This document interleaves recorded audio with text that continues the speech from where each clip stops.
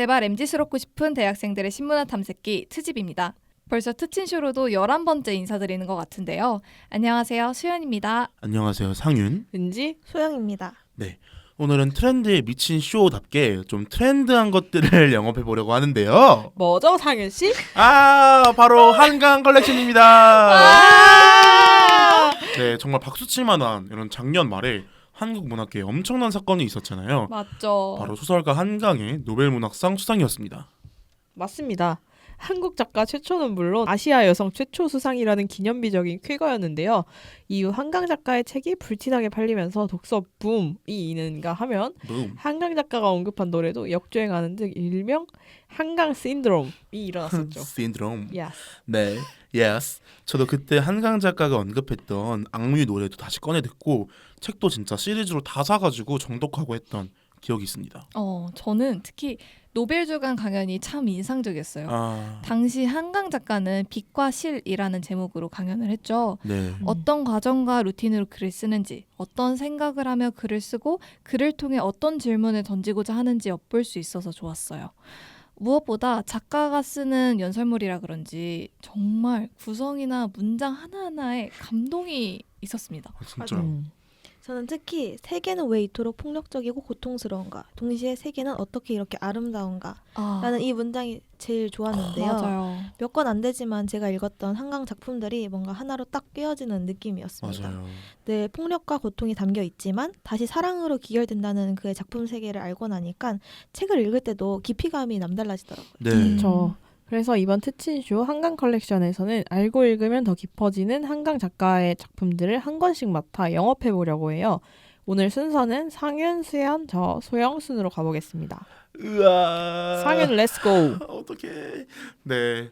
하필이면 진짜 제가 어려운 책을 맡아가지고 걱정이 되지만 일단 제가 영업을 맡은 책은 한강 작가님의 채식주의자라는 소설입니다. 채식주의자는 표제작인 채식주의자를 포함해서 2005년 이상문학상 수상작인 몽고반점 그리고 나무불꽃으로 구성된 연작소설입니다. 이 작품은 2016년도에 맨부커상을 수상할 정도로 작품성을 인정받은 소설인데요. 이 작품은 한 명의 주인공인 영혜를 둘러싼 남편과 형부 그리고 친언니인 인혜 총 3명의 화자로 서술된 이야기예요. 이제 간략한 줄거리를 좀 소개를 해보자면 일부 채식주의자 같은 경우는 주인공인 영혜 남편인 나 그러니까 남편의 시선으로 서술되는 이야기인데요. 네. 이제 어린 시절에 자신의 다리를 문 개를 죽인 장면이 뇌리에 박힌 영혜 그러니까 그 다리를 물어가지고 이 개를 오토바이에 끌고 죽여요. 그럼 그걸로 이제 보신탕을 해먹어요 가족이.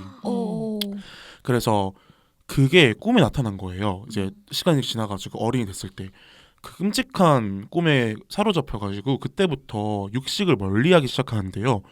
이런 영혜의 행동을 이해할 수 없는 남편 나는 처가 사람들을 동원해가지고 영혜를 말리고자 해요. 영혜의 언니 이내의 집들이에서 영혜는 또 이제 가족들 다 있는 자리에서 육식을 거부하거든요. 근데 이에 못마땅한 장인어른이 강제로 영혜의 입에 고기를 넣으려고 하니까 영혜가 그 자리에 손목을 그어요. 그게 이제 1부의 이야기고요. 네. 2부는 몽고반점이라는 이제 소설인데요. 연작 소설이고 이내의 남편이자 영혜의 형부인 비디오 아티스트 이 사람에 대한 시선으로 이제 영혜를 바라봐요. 남편을 떠나보내고 혼자 사는 동생을 치근해하는 아내 이내에게서 영혜의 엉덩이에 아직도 몽고반점이 남아있던 이야기를 들은 그러니까 형부는 영혜의 몸을 욕망하게 됩니다. 이제 그 형부는 영혜를 찾아가서 비디오 작품의 모델이 되어달라고 청하는데요. 벌거벗은 영혜의 몸에 바디 페인팅을 해가지고 비디오로 찍지만 성에 차지 않은 이제 형부는 후배한테 남자 모델을 제안해요. 남녀의 교합 장면을 담을 것을 원했는데 거절한 후배 대신에 자신의 몸에 꽃을 그려가지고 직접 영혜와 교합하면서 비디오로 찍는데요. 그런 그 다음 날 벌거벗은 두 사람의 모습을 이제 아내가 발견을 하게 돼요. 그렇게 2부가 마무리되고 3부 나무불꽃은 처제와의 부정 이후에 종적 없이 사라진 남편 대신에 생계를 책임져야 되고 가족들 모두 등 돌린 영혜의 병수발을 들어야 되는 이제 언니인 이내의 시선으로 진행되는데요. 영혜가 입원한 정신병원에 연락을 받고 찾아간 이내는 식음을 전폐하고 진짜 아무것도 받아들이지 않는 나무가지처럼 말라간 영혜를 만나고 영혜는 이제 언니한테 난 이제 곧 나무가 된다 라는 이야기를 해요. 그리고 강제로 음식을 주입하려는 의료진의 시도를 보다 못한 영혜는 인해는 영애를 큰 병원으로 데려가기로 결심하기도 하죠. 이런 식으로 이제 소설이 진행이 되고 끝맺음이 되게 되는데요. 저의 이제 개인적인 후기를 말을 해보자면 네. 제가 한 5문장 정도로 정리했는데 주인공을 함부로 동정해도 되는가라는 생각을 일단 가장 먼저 했어요. 그러니까 이 주인공이 되게 처절하게 무너지잖아요. 막 그 꿈들에 사로잡혀가지고 고기도 안 먹고 스스로가 파괴될 거를 알면서도 스스로를 파괴시키고 그래서 타의에 의해 세계의 폭력성에 의해 처절하게 무너지고 살아나가기 위한 삶이 아니라 죽기 위해 사는 삶이라고 할지라도 내가 감히 함부로 동정해도 되는가? 그리고 인간의 보편적 정의는 언제나 옳다고 할 수 있는가? 타의에 처참하게 무너지는 삶을 스스로 포기하지도 못하는 인간이라면 그 얼마나 비참한가? 그 형부한테 그렇게 성적인 폭력도 당하고 가족에게서도 압박 강요받고 압박받으면서 버려지고 정신병원에 입원하면서 스스로 포기하는데 이제 자신의 목숨마저 스스로 포기하지 못한 인간은 얼마나 비참한가라는 생각을 했고요. 이제 아이유 갑자기 생뚱맞은 이야기인데 이거 보면서 아이유의 러브 포엠이라는 앨범의 소개글이 떠오르더라고요. 거기 나오는 말 중에 네. 당신이 행복하게 살았으면 좋겠다는 말이 그 일상에서 주는 당연한 위로들이 사실은 그 사람의 행복한 모습을 보기 위해서 그 모습을 보는 내가 편해가지고 말하는 나의 이기적인 욕망 아닌가라는 말이 나와 있어요. 그래서 이 주인공인 이내를 보면서 내가 이 사람이 좀 더 행복했으면 좋겠고 좀 고기도 먹고 좀 편안하게 건강하게 살았으면 좋겠는 것 또한 나만의 그런 이기적이고 오만한 시선 아닌가라는 생각을 했습니다. 그래서 가장 이제 인상적인 문장을 하나 꼽자면 이제 주인공인 영애가 말하는 건데 내가 믿는 건 내 가슴뿐이야. 난 내 젖가슴이 좋아. 젖가슴으로는 아무것도 죽일 수 없으니까. 손도 발도 이빨과 새치, 혀도 시선마저도 무엇이든 죽이고 해칠 수 있는 무기잖아. 하지만 가슴은 아니야. 이 둥근 가슴이 있는 한 난 괜찮아. 아주 괜찮은 거야. 뭐 이런 말들이 계속 이어져요. 그 어느 한 부분에서. 근데 이 작품의 딱 페미니즘적인 성격을 대표하는 문장이다라 생각을 했거든요. 이 작품을 어느 한 장르로 규정되어서는 안 되겠지만 젖가슴으로는 아무것도 죽일 수 없으니까라는 말 속에서 지난 삶 속에서 가해진 남성의 폭력성을 좀 읽어낼 수 있었다. 그래서 그러한 부분에서도 해석할 수 있는 여지가 있는 다채로운 소설이다 라는 생각을 했고요. 이제 마지막으로 한강 작가가 이 작품에 대한 이야기를 하면서 이런 말씀을 해요. 이 소설이 대답이 아닌 질문이길 영애처럼 식물로 살란 말도 아니고 인애처럼 모든 것을 견디며 살라는 것도 아니라 이 세상에는 인간이길 포기하는 인간성을 거부하는 누군가도 존재한다는 그 사실 속에서 여러분들이 머물러서 생각해볼 수 있길 이라는 말을 하시는데 그 말을 들으면서 인간성이란 무엇인가에 대한 좀 깊은 생각을 했던 것 같아요. 보통 인간답다라는 말이 되게 정이 넘치거나 뭔가 인류에 이렇게 묶여가지고 사용되는 사례가 많은데 인간다운 게 뭘까? 사실 인간이라는 게 다른 생명을 섭취해야 삶을 영위할 수 있는 진짜 어찌 보면 잔혹한 동물이기도 하고 존재이기도 한데 우리가 인간답다라고 말하는 것 그리고 인간성이라고 칭하는 것들에는 그 어떠한 폭력도 없고 순결한 무언가의 성질인가 이런 생각을 하면서 좀 깊은 생각을 하게 되는 좀 사실은 난해한 작품인 것 같습니다. 네, 이렇게 소개 끝내봤습니다. 우와. 오, 진짜 잘 정리하신 것 같아요. 정리를 잘하셨네요. 그니까요. 그 다음은 저죠? 네, 맞습니다. 네. 저는 한강 작가의 정말 제일 유명한 소설이죠. 소년이 온다를 준비해봤고요. 네, 다들 읽어보셨을까요? 네, 전 2번 읽었어요. 네. 최근에 한 번 더 읽었었던 거. 네, 저도 최근에 한 번 더.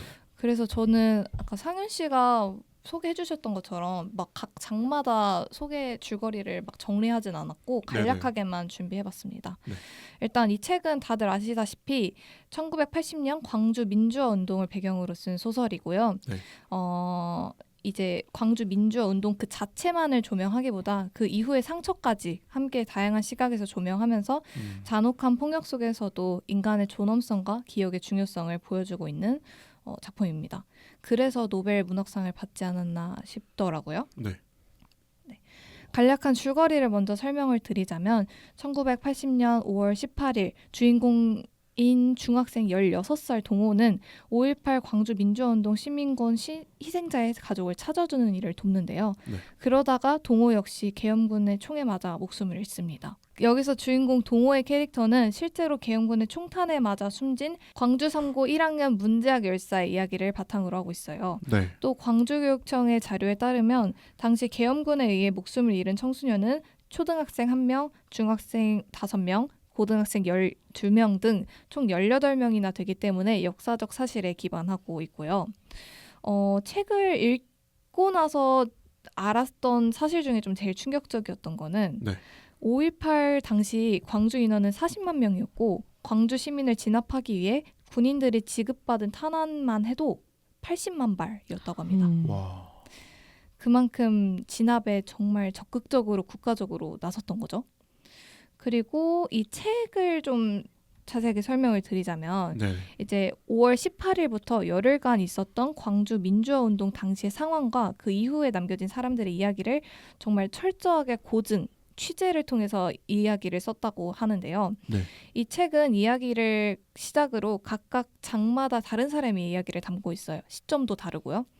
그래서 한 사람의 시선으로 한 사건을 다루는 게 아니라 주인공 동호 어머니, 그리고 동호 뭐 윗집에 살던 누군가, 아니면 동호, 아니면 뭐 동호를 떠나보는 주변인의 이야기, 이렇게 해서 총 6장으로 구성된 이 책은 폭력과 고통을 우리가 어떻게 기억해야 하는지, 어떻게 기리고 애도해야 하는지를 좀 절실하게 깨닫게 해주는 것 같아요.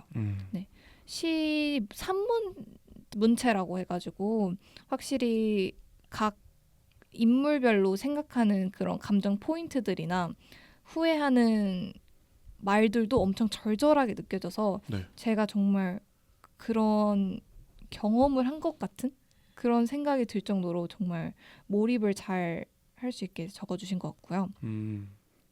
이 책은 저는 중학교 때 보고 성인 돼서 오랜만에 다시 읽었어요. 네. 문학상에 수상을 하셨다고 하니까. 네. 그랬더니 그래서 그런지 몰라도 뭔가 좀 더 경건하고 마음을 좀 차분하게 읽으면서 마음가짐을 갖추고 읽었던 것 같고 네. 또 심지어 최근에 계엄령이 선포된 적도 있어서 더더욱이 이런 계엄령, 국가적인 폭력 사태 이런 것들이 남일 같지 않아서 이게 정말 어쩌면 또 다른 세계선에서는 우리가 지금 계엄령일 수도 있겠다 이런 생각을 하고 보니까 무섭기도 했어요.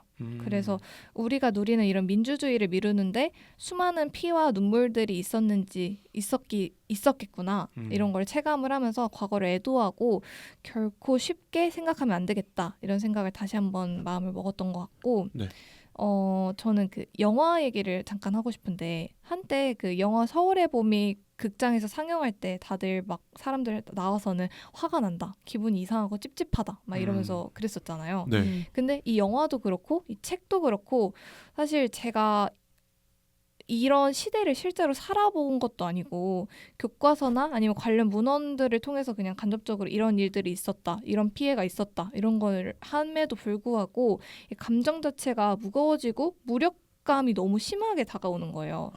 근데 그렇게 해서라도 그게 역사를 기억하는 방법이고 과오를 반복하면 안 되겠다는 교훈을 준다는 점에서는 그 감정을 제대로 마주봐야겠다는 생각이 들었고 계엄령 얘기를 계속하자면 윤석열 대통령이 이제 한강 문학상을 받았다는 소식이 얼마 지나지 않아서 선포를 했잖아요. 네. 그래서 여태까지 책과 영화로만 접하던 것들을 내가 진짜 경험을 하는 건가? 역사가 이렇게 반복되고 역행해도 되는 건가? 이런 생각이 들면서 무서웠어요. 그래서 본가에 계신 부모님께 막 나갈 때 조심하라, 나가지 마라 이러고 실시간을 그날 정말 졸릴 때까지 그냥 그 다음날 일정이 있어가지고 정말 계속 실시간 뉴스 보면서 불안해했던 기억이 있어서 지금으로서는 사건이 일단락됐지만 사람이 그토록 참혹한 국가적 폭력의 피해를 입을 수 있다는 게 얼마나 무서운 일인지 다시금 실감을 했던 것 같습니다. 네. 끝났나요? 아니요. 그리고 여운이 남는 문장 같은 경우에는 네. 나는 싸우고 있습니다. 날마다 혼자서 싸웁니다. 살아남았다는 아직도 살아있다는 치욕과 싸웁니다. 이래서 남아있는 이들의 비극적인 마음을 그리고 죽지 못해 살아가는 그 마음을 가슴 깊이 이해하고 신중히 쓴 그 한강 작가의 섬세한 문체가 느껴져서 네. 너무 정말 여운이 많이 남았고 그 네. 문장 말고도 정말 많은데 여기까지 하겠습니다. 그 문장을 소개 안 했네요. 장례식. 맞아요. 여기 있었는데 네. 다들 아실 것 같아서. 네. 네. 그리고 하나 더 말씀을 드리자면 비하인드로는 문득 이 책 제목을 의미가 궁금해서 다시 한번 찾아봤는데 한강 작가가 말을 하기를 소녀는 주인공 동호를 가리키기도 하지만 그때 죽은 무고하고 약한 생명들을 대표하는 것이며 그 온다라는 단어를 넣었던 거는 그 사건이 있었던 과거의 역사에 머물러 있는 것이 아니라 역사가 살아 숨쉬듯 현재와 맞닿아 있다는 의미를 담고자 했다고 합니다. 네, 그래서 다들 아시는 작품이기도 하지만 붐업 된 만큼 다시 한번 리마인드 차원에서 이렇게 소개를 드렸습니다. 네. 네, 다음은 이제 제 순서인데요. 저는 네. 앞선 두 분보다 그냥 간략히 저의 감상을 중심으로 소개를 해보려고 하는데 네. 앞분들이 줄거리를 너무 열심히 준비해 주셔가지고 방금 실시간으로 알라딘의 인용을 잠시 빌려서 좋습니다. 설명을 해드릴게요. 네. 좋아요. 네, 일단 저는 작별하지 않는다라는 작품을 읽었고 네. 이 작별하지 않는다에서 소설가 경하가 나오는데요. 소설가 경하가 5월의 광주에 대한 소설을 썼어요. 그래서 그 경하는 학살과 고문에 대해 쓰기로 마음먹었으면서 언젠가 고통을 뿌리칠 수 있을 거라고 모든 흔적들을 손쉽게 여일 수 있을 거라고 생각했었는데 그는 정작 소설을 끝내고도 한참 그 소설에서 놓이지 못하고 있고요. 경하에게는 만주와 베트남 등에서 역사를 통과한 여성들의 모습을 다큐멘터리로 남겨온 친구 인선이 있어요. 고향인 제주 중산간에서 목수가 된 인선이 손가락 2개가 잘리는 부상을 입고 자신을 찾고 있다는 연락을 받고 경하는 오랜만에 인선을 만나게 되고요. 그리고 인선의 부탁으로 경하는 제주의 눈보라를 무릅쓰고 1948년의 제주 정심의 이야기 속 유골 수백 구가 묻힌 구덩이가 맥락도 설명도 없이 놓인 풍경에 닿게 됩니다. 그래서 제가 읽었던 이 작별하지 않는다라는 작품은 다들 아시다시피 제주 4.3 사건을 주제로 한 작품이거든요. 네. 네. 제주 4.3 사건이 1947년부터 1954년 9월 21일까지 제주도에서 발생한 무력 충돌과 진압 과정에서 주민들이 희생당한 사건을 말하는데 한국 역사에 있어서 제주 4.3 사건은 정치적 폭력으로서 국가폭력의 비극적 대참사라고 할 수 있잖아요. 네. 이런 대참사에 대해서 한강 작가님 특유의 문체로 묘사된 걸 보니까 마음이 조금 힘들더라고요. 맞아요. 그리고 저는 책을 처음 읽으면서는 책의 활자들이 눈에 잘 안 들어오는 것 같은 거예요. 그래가지고 이걸 하나씩 곱씹으면서 보려고 할수록 지금 뭔 소리를 하는 거지? 그러니까 지금 어떤 상황이라는 거지? 무슨 말이지? 하면서 약간 인식이 잘 안 됐는데 그래서 그냥 읽어보자 하고 읽어갔던 것 같고 그러다 보니까 점점 인식이 되기 시작했고요.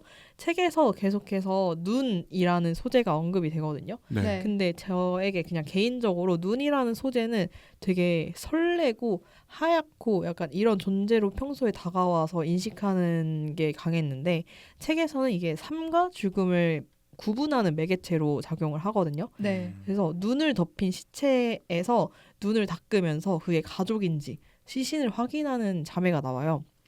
그래서 거기에서 이제 그 소녀는 시체는 차갑게 식어가기 때문에 시체의 얼굴에는 눈이 녹지 않는다는 거를 깨닫게 되거든요. 네. 그래서 그 눈이 녹지 않으니까 직접 닦으면서 확인해야 한다는 게 참 잔혹하다라고 느꼈고 저는 앞으로 그래서 눈이 오면 이 내용도 같이 떠오를 것 같더라고요. 시체에 쌓인 눈은 녹지 않는다. 그런 게 있었고 그리고 그 인선이 손가락 2개가 잘리게 되는데 네. 그래서 이걸 다 수술을 하게 돼요. 근데 수술을 하면서 이 신경이 다시 돌아와야 되는데 돌아오지 않으면 손가락이 괴사가 되잖아요. 네. 그래서 괴사되지 않기 위해서 3분에 한 번씩 바늘로 그 상처를 찌르고 피가 나게 해야 된단 말이죠. 네. 그래서 이거를 저는 작가의 말과 같이 이어서 얘기를 하고 싶은데 작가의 말에 몇 년 전 누군가 다음에 무엇을 쓸 것이냐고 물었을 때 사랑에 대한 소설이기를 바란다고 대답했던 것을 기억한다. 지금의 내 마음도 같다. 이것이 지극한 사랑에 대한 소설이기를 빈다라고 적혀 있거든요. 네. 그래서 저는 한강 작가님의 책들을 봤을 때 저는 우리의 지난 시간에 대한 사랑이 아닐까라는 생각이 들었어요. 지난 시간이 아무리 고통스러워도 마주해야 할 시간들이다라고 생각을 하는 건데 눈 덮인 시체를 직접 닦아가면서 확인하는 거는 고통스러운 일이지만 네. 앞으로 그 가족을 찾아서 그 앞으로 나아가기 위해서는 꼭 필요한 그 과정이죠. 고통이고요. 음. 그리고 손가락에 3분마다 그러니까 24시간 동안 3분마다 바늘로 찔러서 고통을 느끼는 것도 정말 너무 상상만 해도 고통스럽잖아요. 그렇죠. 근데 거기에서 그렇게 손가락을 포기하면 그러니까 그렇게 하지 않고 손가락을 포기하면 평생을 그 손가락이 없는 고통을 지녀야 된다라는 거예요. 네. 그러니까 또 앞으로 나아가기 위해서는 꼭 필요한 시간이다라는 거죠. 그래서 저는 한강 작가님이 그러니까 우리의 지난 시간을 사랑하고 잊지 말아야 된다. 아무리 고통스러워도 라는 게 아닐까 하는 생각이 들었고 네. 그러면서 제목이랑 이어져 봤을 때 그래서 지난 시간과 작별하지 않겠다라는 그런 다짐이 아니었을까 하는 생각이 들었습니다. 네. 그래서 저는 이렇게 간단히 마무리해보도록 하겠습니다. 좋습니다. 마지막에 소영 씨. 네. 저는 마지막으로 흰을 소개해 보려고 하는데요. 네. 네, 제목답게 흰색을 연상시키는 그런 단어들이 나열되는 책이에요. 네. 소설로 분류되어 있는데 사실 저는 읽으면서 좀 수필이나 시 같다는 느낌을 많이 받았는데 네. 화자가 한강 작가 본인 스스로라고 저는 생각을 해서 그런지 맞아요. 수필처럼 느껴지기도 했고 근데 또 책의 구성이나 그런 추상적인 문장들은 또 시처럼 느껴졌어요.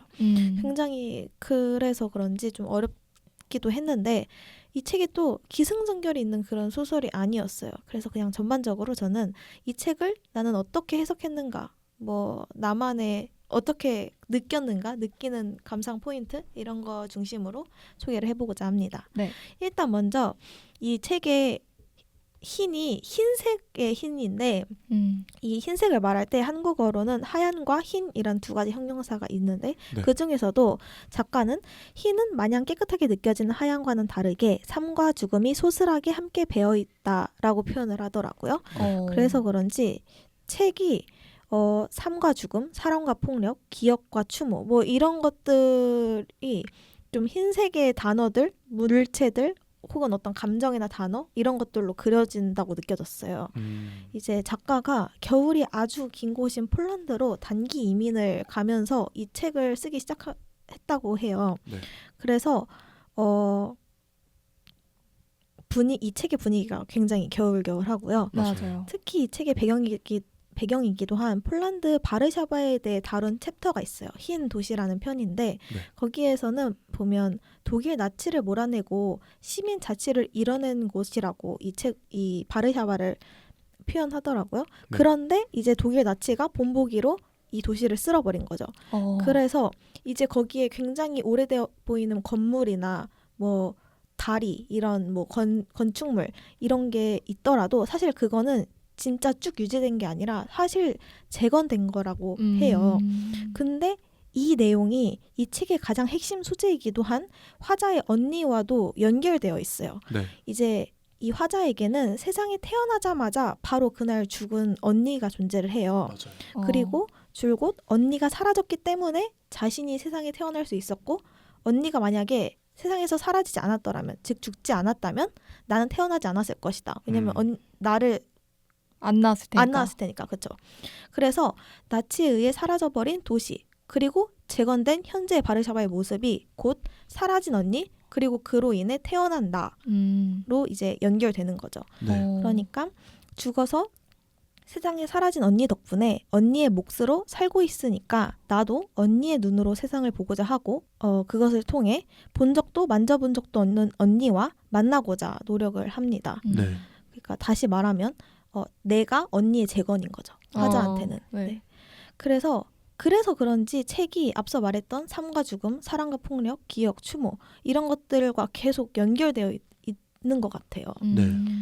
그래서 이제 이 책의 매력 포인트이자 특징으로 제가 느꼈던 거는 네. 이 책이 뭔가 한강 작가의 이전에 있던 작품들이나 작가의 작품 세계관 뭐 그 연설에서도 늘 질문을 던진다고 하잖아요. 네. 그런 질문들을 모두 망라하는 책 같다는 느낌이 들었습니다. 네. 그래서 이 책을 읽는다면 그동안 앞서 소개한 모든 책들을 모두 포괄해서 한강은 세상을 어떻게 바라보고자 하는가를 파악할 수 있지 않을까라고 생각합니다. 마지막으로는 저는 넋이라는 챕터의 일부를 좀 소개하고 싶은데요. 그냥 짧게 읽고 끝내겠습니다. 네. 그보다 사소하게 그녀는 자신의 재건에 빠진 과정이 무엇이었는지도 알게 되었다. 부서져 본 적 없는 사람의 걸음걸이를 흉내내어 여기까지 걸어왔다. 꿰매지 않은 자리마다 깨끗한 장막을 덧대 가렸다. 결별과 애도는 생략했다. 부서지지 않았다고 믿으면 더 이상 부서지지 않을 거라고 믿었다. 그러니 몇 가지 일이 그녀에게 남았다. 거짓말을 그만둘 것, 눈을 뜨고 장막을 거둘 것, 기억할 모든 죽음과 넋들에게 자신을 포함해 초를 밝힐 것. 이게 뭔가 어떤 추모에 대한 이 책이 다루는 메시지이자 한강 작가가 전하고자 하는 메시지라고 생각을 합니다. 네. 이렇게 네 가지 한강 작가의 책을 만나봤는데요. 영업 결과는 시간강 생략을 그쵸, 하고 그쵸. 이제 다 매력적인 책이니까 다들 네. 꼭 읽어보시길 바라면서 이제 특진주 한번 마무리해볼까요? 네, 좋습니다. 네, 좋습니다. 지금까지 제발 MZ스럽고 싶은 대학생들의 신문화 탐색기 TV였습니다.